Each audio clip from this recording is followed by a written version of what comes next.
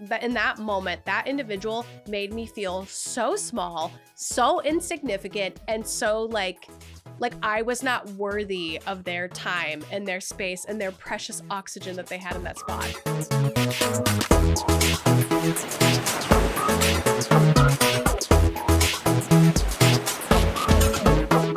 Hello, everybody, and welcome back to the DeluluCanoePod.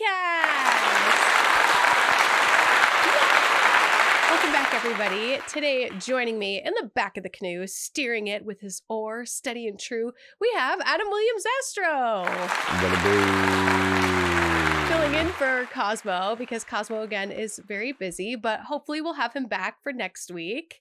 Hey, how are you doing? I'm doing great. I'm feeling good, a little tired, getting back from work, but you know. Yeah, a little tired. It's been a long day. How you doing? You know, I feel like I have some beef that I really need to just scrape off the pan, throw it into the dishwasher, and start anew. So today I'm going to be washing the beef with my other YouTube channel called Dare Wears.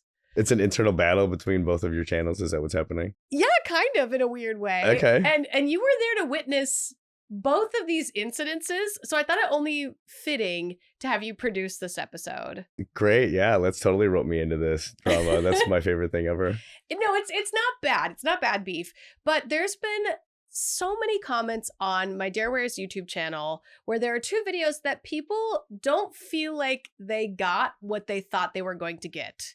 So in other words, they got clickbaited. Okay. Which isn't true, though, because these situations did actually happen. I just didn't really have a place to like properly talk about it.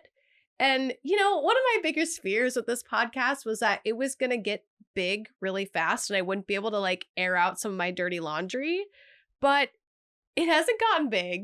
So I'm feeling a little like confident, you know? I'm feeling good that like I can say this on this platform and it won't come back and bite me in the ass like other big podcasts. Awesome. So you're rewarding yourself through slight mediocrity. I love it. Yeah. 100%. Yeah. I didn't even mean that as the stab that it sounded like it was, no, but like, yeah. So I have two YouTube videos that both have like very clickbaity YouTube titles, and they never really got the answer to the title. So I want to take us back in time. San Diego Comic-Con last year, where I titled a YouTube video called I Have a Meltdown at San Diego Comic-Con.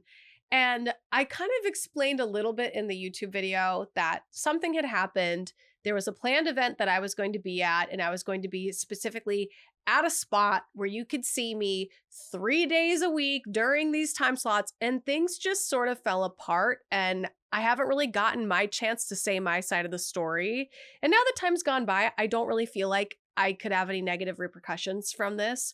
Obviously, I'm not going to be using names in this story, and I'm not going to be like super specific, but I do feel like the fans, you know, they gotta know. Like if I'm a content creator and I'm airing out stuff online, I gotta like tell the full story. Okay, that's fair. I remember this. It was a bit of a communications breakdown somewhere along the chain. Yeah. Last year for San Diego Comic-Con, it was a rough con for me because of said miscommunication.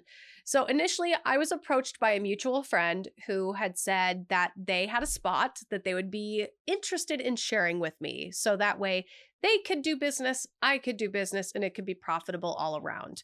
Initially, I was guaranteed 3 days. I want to say it was like 4 hours to 6 hours for 3 days.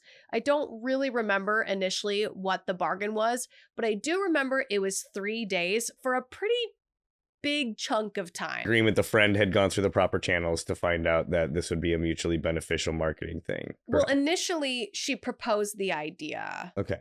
So initially it was like, hey, I have this great idea. And then it got greenlit by the owner of that booth. Okay, correct. Okay, so, awesome. But initially it was just like a, hey, this could be cool. And I was like all for it. Now I did my research and I started asking like other cosplayers, like, what's San Diego Comic-Con like? Like, should I bring a lot of stuff? Should I not bring a lot of stuff? And everybody, I'm telling you, literally every person I asked was like, that is the biggest bonkers con I've ever been to. I sell out of everything. I make hand over fist money. There's like 2 hour long waits to get to my thing. And these are from cosplayers that, in my opinion, are popular, but I wouldn't say are more popular or like less popular than me. Like I took like big consideration in who I asked about this con. Like I try to ask people that were in the same range as me when it comes to like followers and like doing cons and stuff Right. and like booth content. So I brought tons of stuff. Like we filled up like what, 2 backpacks worth of like at least 20 prints per like character that I did. Yeah, We there was a brought lot of like inventory. yeah, we Yeah. brought like dare cards, like collectible cards. There was just so much. Like I can't even remember it all. But we packed it all up and we put it into like 2 bags and we started like coming up with like pricing and like did a lot of inventory for it. So a week before the con, we get greenlit. So I have all the inventory, everything's great. The individual who said to do it says yes, it's good. The people who owned the booth and like paid for the slot said yes, you're good to go. We're cool with it all. And then we get in the car, pack it all up and drive down there, and all of a sudden things like start changing. So it went from like 3 days to like 6 hours to like 3 days to 4 hours. Then all of a sudden it was, no, you only get 1 day now of a 4-hour slot. So what day do you want? And of course I'm going to pick Saturday because that's the busiest day of the con. So then as we're like driving down there and like checking into the hotel rooms and like getting things organized, I'm already starting to see the initial plan changing. And I was like, you know what? They were good on their word. I don't feel bad about it. But Thursday and Friday, we made sure we walked in to the con and talked to the owners and we're like, hey, we're checking in. We can't wait to see you Saturday. Like we did our part because I was starting to feel like they kept changing things every day. Like like time would go by and they would change it. So we did our part to like physically be there and say, we've got tons of stuff. We can't wait. We'll keep it to a small area. We'll make this work. Yeah, we went in and we told them like exactly how many folders and how many boxes we had in, and we had like measurements of how much space it was going to take up, and they like told us where we were going to put our stuff. Yeah, it was all really well organized for what we were going to do for that day. And every time we'd go up to that spot, there would be a different person like running it and talking to us about it. But like everybody was so nice and so welcoming until Saturday. We show up Saturday. I'm excited. I'm ready to go. I'm in full cosplay. I'm in character. We're going into the con and we get to the booth and the person that was there was like shocked to see us. Like they had no idea we were coming. And they looked me dead in the face. Like we're standing there juggling all this stuff, like barely got in, had to walk like what, 2 miles from the hotel room.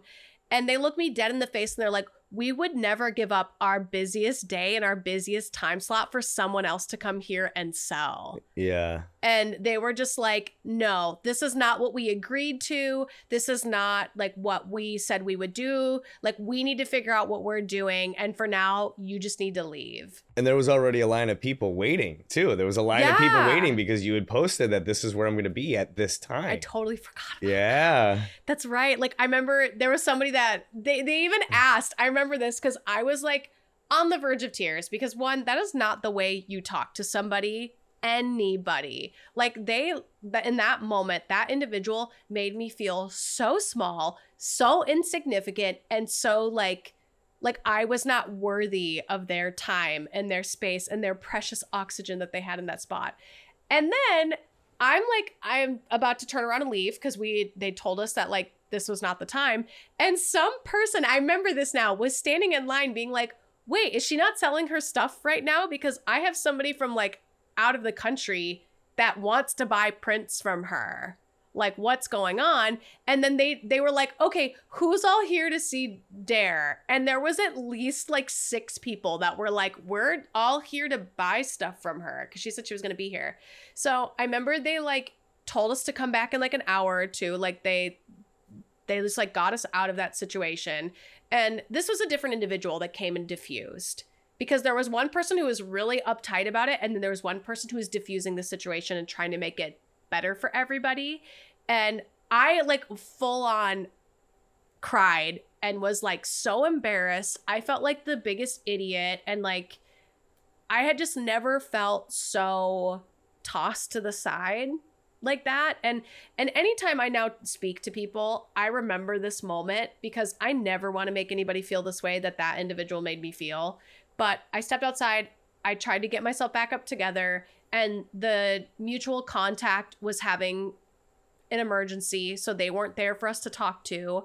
And then the person who was actually like running, managing, and maintaining the booth finally was like messaging me and being like, hey, come back, we'll get you a slot, we'll make some room, like just come back, like we want to make this right. And so I went back in, but instead of like a 4-hour slot like I was promised, I only got, I want to say like 2 hours. And at that point I had been like upset. I already felt so small after the situation that like I didn't feel good about myself. Like it literally was humiliating in a way to be pushed aside like that, and then to be like, no, come back, like let's make it better. And it was such a huge lesson because now I will never go anywhere or expect to have a spot or to be treated a certain way unless I have a contract. And like, I don't care even if it's for something so small as just like a photo shoot for a friend with their iPhone. I will not do it anymore without a contract because all it took was that one person and they kind of ruined it for everyone. Yeah. And that sucks too, because in that small time period, we were turning inventory over hand over fist. I mean, we were selling stuff really, really quickly and in high volume, and it, like you couldn't even enjoy any of that because of the experience that had happened. I don't even remember any of that. I just remember standing there feeling like an idiot, like as I'm like signing prints of myself, and I really did try to like not let it bother me.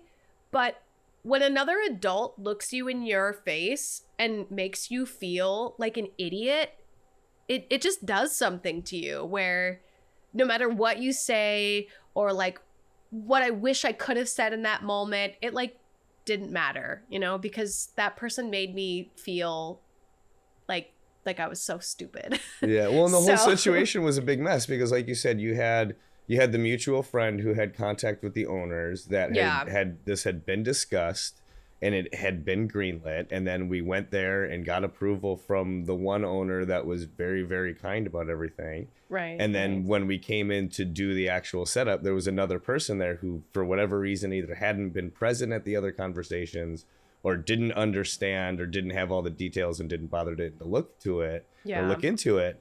And then was contradicting the other person who was the owner of Equal Power. So it was like you had like two CEOs of the same company arguing over what was supposed to happen in real time in front of us. Yeah. And then making it all like it was your fault, even though that was, you know, all the communication dropped was on their end. They made it seem like I was the one who made the mistake. When it was totally those three needed to be in a room or on a phone call talking about it. And I think what had happened was it all sounded great. They didn't realize that they were going to be doing as much business as they were that year. I think they hadn't anticipated to have that kind of flow.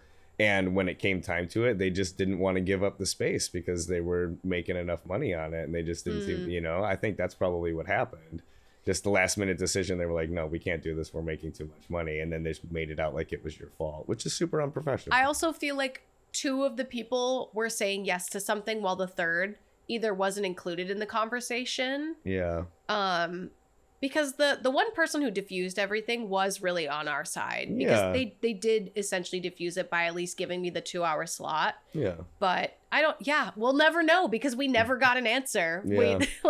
And we don't really want an answer at this point because it's like, well, what's done is done. But yeah, now you know to get a so that's okay. So what happened at LACC? That was San Diego last year. Taken out. We figured it out. So what happened in the other video that you didn't get to explain all the way? Yeah, so LACC was a very different circumstance, but the video on my channel, Darewares, if you don't watch it, you should go watch them. I want to say it was titled something along the lines of like, I almost got kicked out of LACC. And I want to start this story very delicately, that this individual was solely just trying to help out. But for those of you that watch these videos, there is a very specific line between hired help and a fan. And despite fans wanting to help, to assist, sometimes it's better to just let the person who it's their job to do their job and like maintain boundaries. And it's such a hard thing because like I totally get that, you know, this person was just trying to help. So what had happened is at the end of any convention, they do this announcement overhead for everyone to hear where it's like, yay, the con's over, cool. If you're an attendee, get out. And if you're somebody who is boothing, time to start packing up. And usually it erupts into like mass chaos where like people are tearing stuff down, they're loading up their carts, they're taking it to like be put in their car. All the guests leave, like all the attendees, which are marked by their badge, it'll say like attendee, or it'll say like press, or it'll say like content creator. Like they'll all say different things, but they're designated with words and color coding. So it's very obvious to tell like who is what thing when you go to a con. Now, I was tearing down my booth because they made the announcement, and there were still a couple of fans like lingering around. But at this point, my job is to pack up my booth and get out of there. It's not like playtime. It's not time to chit chat with the other people. It's like, get your stuff and go, because you want to go home. Right. Like, and as a boother, you still have to be out of the con floor at a certain time too. It's not like you're allowed to just take your time. Like an hour after the attendees got to be out, all the booth people got to be out. Yeah. Like there's a specific time window for us to be cleared. I don't know what it is because I don't have like a big enough setup to really need all that time. But I started turning around and like taking down my back curtain. Because like I being a short person, I'm like, I'm going to work up to down. I think that's smart. So as I'm turned around, I'm taking down this curtain. I totally missed this interaction, but from what I heard later on is that security was doing their rounds and telling people that they had to go. Like if you have a guest badge or an attendee badge, they were walking around saying like, hey, please exit the con floor. We even had that happen to us at San Diego Comic-Con this year, where security was telling us we had to go, even though we were talking to somebody at their booth. Yep. But we were just like, okay, gotta go. So they're doing their job, and they start like telling the fans that are lingering to head out. And I guess one fan in particular decided to take their badge off. They said like, yeah, okay, I'm on my way out. Security leaves. They took their badge off and like put it in their pocket or put it somewhere where it wasn't noticeable or something like that, where they then couldn't be identified, and started helping, I guess, like cleaning my table or something. I wasn't looking. I was facing the other direction. And I guess another security or somebody at another booth witnessed this incident, but they didn't see where I was. So they made a note of my booth number. And I would say like 2 or 3 days after the con, I received an email that basically they wanted to know why I had permitted somebody. I can't remember even like what the proper word was. It was like why you permitted an untagged or an unlabeled personnel to help me break down the booth or something like that. And I remember emailing them being like, I don't understand. Like, I didn't ask somebody. Everybody was badged and labeled. I don't know what you mean, because I had you there. And then I know Jim was there. Happy Your Trigger had a badge that was press. So I thought maybe they were talking about you or about Jim. Right. And then they eventually got on the phone with me and explained the whole incident, that there was a witness that saw the fan taking their badge off and putting it wherever. And they wanted to know if I knew who the fan was. And I later on did, because there was somebody who stuck around to help me pack up. Didn't know I would get in trouble for it, and I had no idea that it was a big issue, but it totally makes sense for safety purposes that like once the con is closed, you have to go. It doesn't matter. Like same thing with people that run the booths. Doesn't matter. The con's closing, you have to get out. And of course this person was purely innocent, just trying to help. But the reason I wanted to bring up the story and how it almost got me kicked out is because that's going against the rules. Like I signed a contract saying that I have the proper paperwork to sell. I have the proper like people around me that are badged. Like I will do my part to keep the con safe. And even though I did not ask this person to help me break down, I'm the one who could have got kicked out for it. And I think that's the most important thing too, is that it's like the fans' intentions were pure. They were just trying to help. Like nobody was in any kind of danger, but security doesn't know that. You know, security's just doing their job to make sure that the only people in the con floor at that time are the people that are supposed to be there. And it's not even just a safety protocol thing, but it's also an insurance purposes, because the con is going to have to pay an insurance premium based on the number of people that are supposed to be there. And, you know, if you have a fan that gets injured in an area where they're not supposed to be at a time when they're not supposed to be, that could be a huge liability for the convention themselves, as well as for the creator or booth owner that, you know, allowed them to be in the space. So yeah, I guess today's episode was just me kind of clearing the water clearing the air, clearing the water. I don't know, clearing the water. We're in a canoe. Clearing the water of 2 clickbait titles that I still get comments on every single day on the Darewares channel, that people are like, how did you almost get kicked out? How did this happen? And it's just been like on my mind, especially since we just got back from San Diego. We had such a good time. I caught COVID. That was my parting gift from San Diego this year. Super Took great. me out for like almost 2 weeks. And you caught it too, right? Yeah, I think I caught it probably mid-con, because by the time we had come back, I was like just hitting the bad part of it. Yeah. For the most part, yeah. And then maybe a year from now, we should tell the story about how we got kicked out of the Entertainment Weekly party. Oh my gosh! With Stephen Glickman, right? We should probably tell that story like a year from now. Is that what we should do? Yeah, so we're gonna tease it now, guys. We got kicked out of the Entertainment Weekly party with Stephen Glickman. So and it was funny, like really like, and to be fair, we had no business being at this party to begin with. We were 100% not on this guest list. Okay, and but it had been locked up for days. Oh yeah, no, save it for next year. We can't gotta tell save the it. story. We gotta save We were it. cordially invited. We just didn't get our names on the list. Yeah. Like we were. It's not like we broke in, No. but there was a till lot of next security year. checkpoints that we had no business getting past because our names weren't on the list. Yeah, we're gonna tell that story in a year. Ignorance is bliss. But anyways, that's the 2 stories I have for today. So if you're watching this and you're like, wow, what a strange episode. I mean, it's a podcast. It's called Delulu Canoe. I'm a little Delulu. We're all a little Delulu. So, and I gotta start telling some of my like crazy story times, you know? Like I feel like a bad podcast host if I don't share some of the bad things I've done in life, or some of the things that are, you know, if I don't explain certain things, I think it's not as interesting. So I just wanted to explain those 2 stories. Basically, your takeaway should be being kind is great, but also doing your job is greater. I don't know. What would be your parting note from this episode? It's great to be kind. Intentions are great, but don't overstep your bounds, and know your place for where you're at. And get a contract. And get a it in contract. writing. Yeah. Which Delulu character would you be in the canoe? I forgot to put a sticker on my thing. But Always the cat. Always the cat. You're always the scaredy cat? I'm always the cat. Just because it's a cat. Oh, but you're supposed to pick based on like emotion. Yeah, but see, a cat's gonna hide its emotions because that's what cats do. But then why are they called scaredy cat? Because they're cautious and they survive. That's no fun though. But I just like kitties. All right. Well, I guess I'm the angry dog then, because I just had to get that off my chest and now I feel so much better. Yeah. All right. We will see you guys next week. Thank you so much for joining us. Don't forget to subscribe. Leave us 5-star reviews everywhere you listen to Delulu Canoe Podcast. We are still in our infancy. We appreciate it so much.